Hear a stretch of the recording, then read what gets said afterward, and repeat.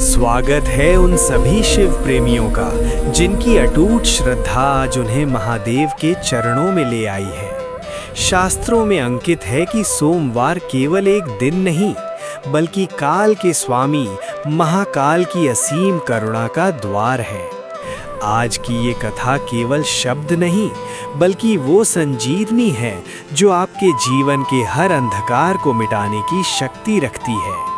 तो आइए अपनी आंखें बंद करें, हृदय में भोलेनाथ का स्मरण करें और इस पावन कथा में डूब जाएं, क्योंकि आज महादेव स्वयं आपकी प्रार्थना सुनने को तैयार हैं। ओम नमः शिवाय। श्रद्धा और विश्वास के साथ सोमवार का व्रत रखने वाले सभी भक्तों का स्वागत है। शास्त्रों के अनुसार सोमवार का दिन महादेव को समर्पित है।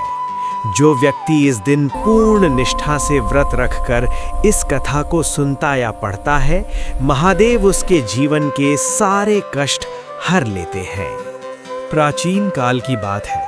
एक नगर में एक बहुत ही धनी साहूकार रहता था। उसके पास धन, वैभव और ऐश्वर्य की कोई कमी नहीं थी, लेकिन उसे एक ही दुख सताता था, उसकी कोई संतान नहीं थी।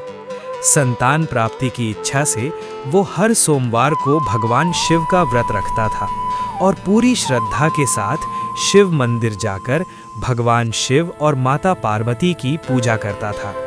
उसकी भक्ति देख एक दिन माता पार्वती प्रसन्न हुई और भगवान शिव से बोली, हे प्राणनाथ, ये साहूकार आपका परम भक्त है और लंबे समय से संतान प्राप्ति के लिए तप कर रहा है, कृपया इसकी झोली भर दीजिए। भगवान शिव ने मुस्कुराते हुए कहा, हे देवी, संसार कर्म क्षेत्र है। यहाँ जो जैसा कर्म करता है उसे वैसा ही फल भोगना पड़ता है। इस साहूकार के भाग्य में संतान का सुख नहीं है। लेकिन माता पार्वती के बार बार आग्रह करने पर महादेव ने वरदान दिया और कहा, ठीक है देवी, इसे पुत्र रत्न की प्राप्ति होगी, लेकिन एक शर्त है, उस बालक की आयु केवल 12 वर्ष होगी। साहूकार ये सब बातें सुन रहा था। उसे ना तो खुशी हुई और ना ही दुख। वो पहले की तरह ही महादेव की पूजा करता रहा। कुछ समय बाद साहूकार की पत्नी ने एक सुंदर पुत्र को जन्म दिया। जब बालक 11 वर्ष का हुआ तो साहूकार ने उसे शिक्षा के लिए काशी भेजने का निर्णय लिया। उसने बालक के मामा को बुलाया और कहा, तुम इसे काशी ले जाओ और वहां इसकी शिक्षा पूर्ण करवाओ। रास्ते में जहां भी रुको वहां यज्ञ करते जाना और ब्राह्मणों को भोजन कराते हुए आगे बढ़ना। रास्ते में एक नगर पड़ा जहां की राजा की पुत्री का विवाह था। जिस राजकुमार से विवाह होने वाला था वो एक आंख से काना था। राजकुमार के पिता ने जब सुंदर साहूकार के पुत्र को देखा तो उसके मन में लालच आया। उसने सोचा कि क्यों ना इस बालक को दूल्हा बना दिया जाए और शादी के बाद इसे विदा कर देंगे। साहूकार के पुत्र ने मना नहीं किया और उसका विवाह राजकुमारी से हो गया। लेकिन उसने राजकुमारी के दुपट्टे पर लिख दिया, तुम्हारा विवाह तो मेरे साथ हुआ है, लेकिन जिस राजकुमार के साथ तुम विदा की जाओगी वो एक आंख से काना है। मैं काशी शिक्षा प्राप्त करने जा रहा हूँ। जब राजकुमारी ने ये पढ़ा तो उसने उस काने राजकुमार के साथ जाने से मना कर दिया। उधर साहूकार का पुत्र काशी पहुंचा। जिस दिन वो 12 वर्ष का हुआ उस दिन यज्ञ रखा गया था। बालक की तबीयत खराब हुई और वो शयन कक्ष के अंदर मृत अवस्था में पड़ा मिला। मामा विलाप करने लगे। उसी समय भगवान शिव और माता पार्वती वहां से गुजर रहे थे। माता पार्वती ने जब विलाप सुना तो उनका हृदय द्रवित हो गया। उन्होंने महादेव से कहा, प्रभु, इसके दुख को दूर करें।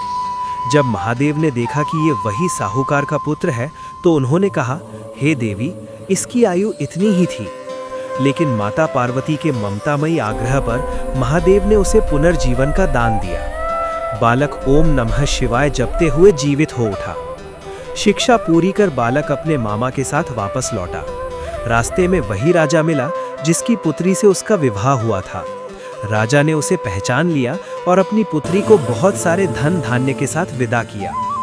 जब साहूकार ने देखा कि उसका पुत्र ना केवल जीवित लौट आया है बल्कि बहू भी साथ लाया है तो उसकी प्रसन्नता का ठिकाना ना रहा। उसी रात महादेव ने साहूकार के सपने में आकर कहा, हे श्रेष्ठ पुरुष, मैं तुम्हारे सोमवार के व्रत और कथा सुनने की निष्ठा से अत्यंत प्रसन्न हूँ। भक्तों, जो भी व्यक्ति सोमवार का व्रत रखता है या इस कथा को प्रेम पूर्वक पढ़ता या सुनता है, महादेव उसके समस्त दुखों का अंत कर देते हैं। भोलेनाथ जैसे साहूकार की मनोकामना पूरी की, वैसे ही आपकी भी करे। बोलिए हर हर महादेव।